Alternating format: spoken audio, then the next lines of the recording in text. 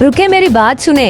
अरे क्या हुआ, क्या मसला है? सफर पर जा रहे हैं, सामने बैठे फकीर को सदका देकर चलते हैं। हाँ, ये बात तुमने ठीक की है। चलो दे देते हैं सदका उसको।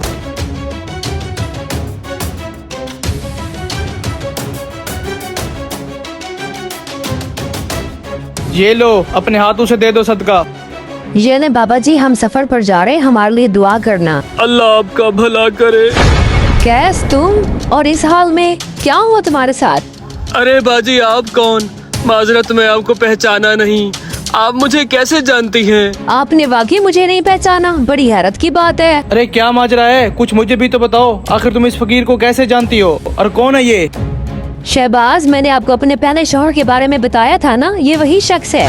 क्या ये वही कैस है ना जिसने तुम्हें अल्लाह के नाम पर खराज देने पर तलाक दी थी? हाँ, आपने सही पहचाना, ये वही बदबख्त है। खुदा ने कैसे इसको मिट्टी में मिला दिया। हाँ, मैं वही कैस हूँ। मैं बहुत जालिम और मगरूर इंसान हुआ करता था। मैंने लोगों पर और तुम पर बहुत जुल्म किए। तुम्हें घर से निकालने के बाद मैं खुदा की पकड़ में आ गया। मेरा कारोबार, मेरी जायदादें, सब कुछ खत्म हो गया।